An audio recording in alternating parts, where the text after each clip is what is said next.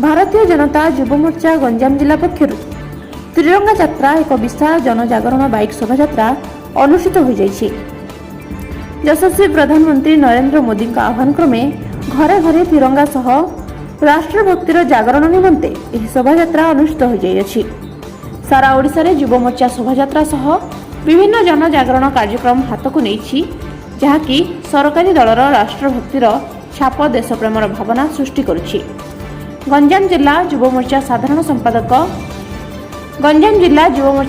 संपादक के रविराव संयोजन में बाइक रैली होता।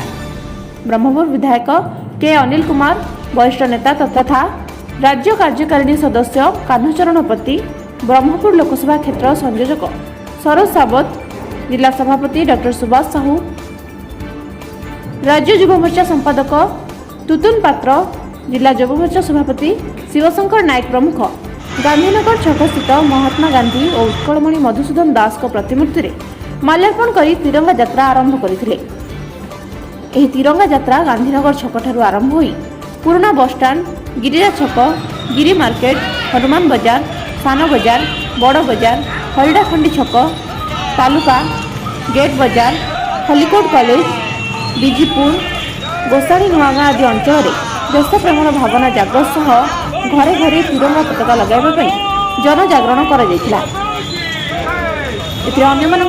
राज्य प्रवक्ता टी गोपी, राज्य महिला मोर्चा साधारण संपादिका बबिता पात्र, पूर्वतन विधायक शिवशंकर साहाणी, वरिष्ठ आईनजीवी तथा बी चंद्र दास प्रमुखों समेत बहुदलीय कार्यकर्ता एही तिरंगा यात्रा रे सामिल होइथिले।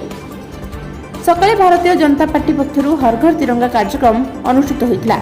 ब्रह्मपुर स्थित अन्नपूर्णा मार्केट ठारू आरंभ होइथिबा हर घर तिरंगा कार्यक्रम रे ब्रह्मपुर सांसद डॉक्टर प्रदीप पाणिग्राही, ब्रह्मपुर विधायक के अनिल कुमार, जिला सभापति डॉक्टर सुभाष साहू, वरिष्ठ नेता तथा राज्य कार्यकारिणी सदस्य कान्हचरण प्रति प्रमुख अन्नपूर्णा मार्केट, गिरिजा छक, गांधीनगर, खलिकोट कॉलेज पर्यंत घर घर को जाई तिरंगा पताका बंटन करथिले।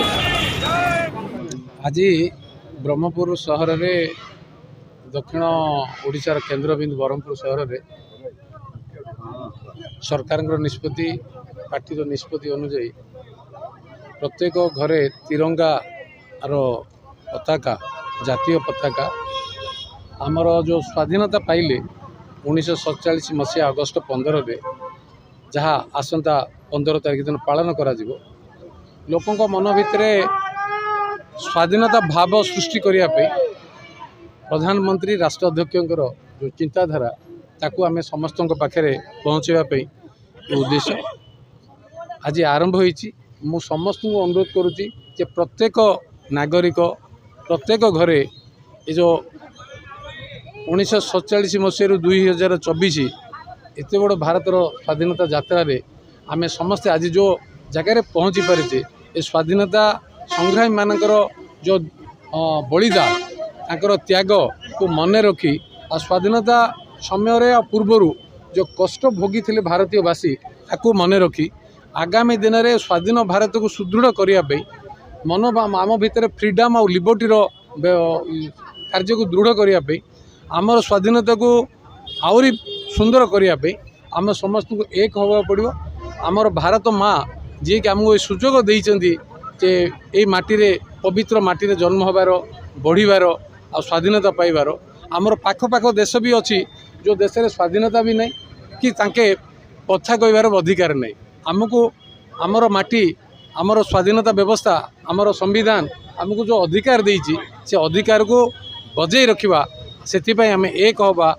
तिरंगा तार प्रतीक ए तिरंगा को धरी प्रत्येक घरे घरे सूचना दबा और आग्रह आगू को बढ़िबा। धन्यवाद। शुभ सकाल। आज आमर यशस्वी प्रधानमंत्री मोदी जी को आह्वान रे आम 9 तारिख दिन क्रांति दिवस पालन है।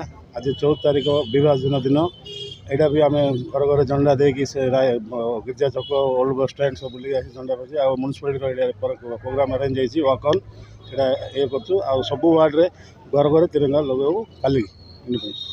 भारत आज सौभाग्य आम आज घर घर तिरंगा का पालन करुचु समस्त युवगोष्ठी शिशु भितर देशात्मबोध जागृत होबार आवश्यकता अच्छी से मान्यवर प्रधानमंत्री जो घर घर कार्यक्रम त्रिरंगा कार्यक्रम अच्छी अत्यंत स्वागतयोग्य पदक्षेप यह द्वारा पिला माने उद्बुद्ध हेबे इतिहास जानिबा सहित भारत को विकास करिबारे सहयोग करिवे से त्रिरंगा यात्रा बीएमसी तरफ मध्य आयोजित होइछि एटा काली मध्य अछि मैराथन अछि आउ साइक्लिंग मध्य अछि एवं या द्वारा समस्त युवगोष्ठी कॉलेज पिला माने झियो को समस्त शामिल होइछन्ति एवं सारा ब्रह्मपुरवासी एठी दल मत निर्विशेष समस्त एकाठी होइछन्ति सेति भारत माता की जय।